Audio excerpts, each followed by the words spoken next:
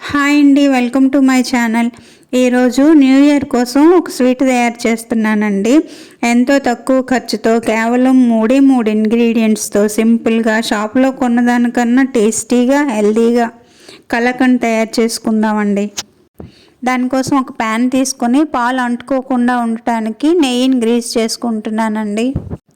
1 litre పాలు తీసుకొని ఈ ప్యాన్లో పోసి మరిగిద్దామండి. పచ్చి పాలైనా పర్వాలేదు, మరిగినవైనా పర్వాలేదండి.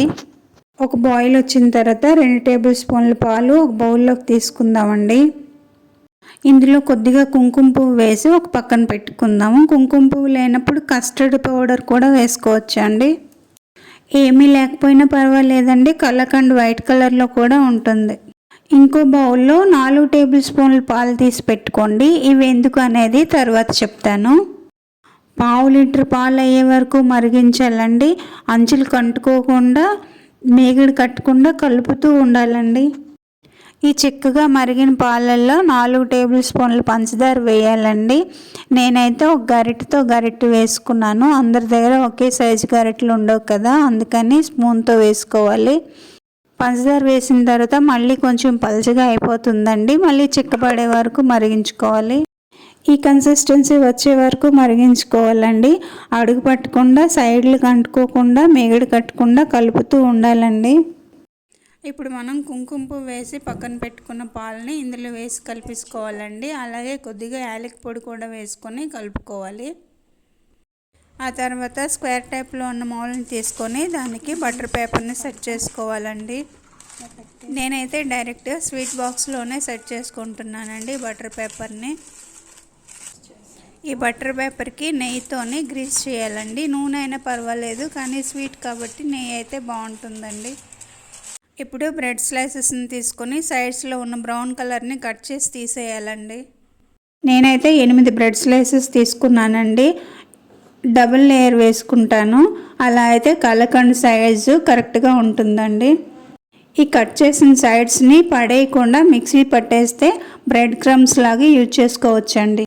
ఇప్పుడు రెడీగా పెట్టుకున్న ఈ బటర్ పేపర్ టిన్లో ముందుగా మనం మరిగించి పెట్టుకున్న పాలు మిశ్రమాన్ని వేసుకోవాలండి. చక్కగా స్ప్రెడ్ చేసుకోవాలి. ఇప్పుడు సైడ్స్ తీసి పెట్టుకున్న బ్రెడ్ స్లైసెస్ని నీట్గా సర్వ్ చేసుకోవాలండి. ఎక్కడ గ్యాప్ లేకుండా ఫిల్ చేసుకోవాలి. ఇందాక మనం 4 స్పూన్ల పాలు మరుగుతున్నప్పుడు తీసి పెట్టాం కదా, ఆ పాలని ఈ బ్రెడ్ స్లైసెస్ మీద వేయాలండి. డైరెక్ట్గా మిశ్రమం వేస్తే చాలా ఎక్కువ పట్టేస్తుందండి. బ్రెడ్ బాగా పీల్చుకుంటుంది కదా, అందుకని ముందు కొద్దిగా పాలు పోసుకోవాలండి. ఆ తర్వాత ఈ మిశ్రమాన్ని వేసుకోవాలి. ఇప్పుడు బ్రెడ్ని సెకండ్ లేయర్ పెట్టుకొని మిగతా పాలని కూడా ఈ బ్రెడ్ మీద వేసుకోవాలండి. ఆ తర్వాత మిశ్రమాన్ని వేసుకోవాలి. ఇదిగోండి, ఈ విధంగా పాలు రబడీ అంతా బ్రెడ్ మీద నీట్గా స్ప్రెడ్ చేసుకోవాలండి. ఆ తర్వాత ఒక ఫాయిల్ పేపర్ తీసుకొని పైన నీట్గా కవర్ చేసుకోవాలండి. ఇప్పుడు ఈ బాక్స్ని 3-4 గంటలు ఫ్రిడ్జ్లో పెట్టి ఉంచుకోవాలండి. ఓవర్ నైట్ ఉన్నా కూడా ఏమీ కాదండి.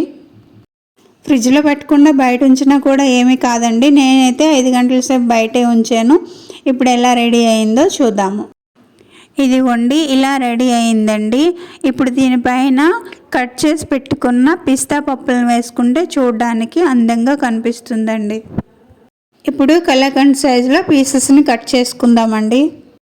ఇన్ని తక్కువ ఇంగ్రీడియంట్స్తో సింపుల్గా చేసిన కలాకండ్ చూస్తుంటే నోరు ఊరిపోతుంది కదా. ఒక్కసారి ట్రై చేసి చూడండి. పిల్లలే కాదండి, పెద్దవాళ్ళు కూడా దీనికి ఫిదా అయిపోతారు. ఇదిగో చూడండి, సేమ్ టు సేమ్ కలాకండ్ లాగే వచ్చిందండి. ఎవరు తిని గుర్తుపట్టలేరండి ఇది బ్రెడ్తో చేసిందని. కలాకండ్ లాగే ఉంటుంది. వీడియో ఎలా ఉందో కమెంట్ చేసి చెప్పండి. నచ్చితే లైక్ చేసి షేర్ చేయండి. ఇలాంటి మంచి వీడియోల కోసం మా ఛానల్ని సబ్స్క్రైబ్ చేసుకోవడం మర్చిపోకండి. ఇప్పుడు నేనైతే కలాకండ్ తినకుండా ఆగలేకపోతున్నానండి. ఇంకో మంచి వీడియోతో మళ్ళీ కలుద్దాం. అంతవరకు సెలవండి. బాయ్.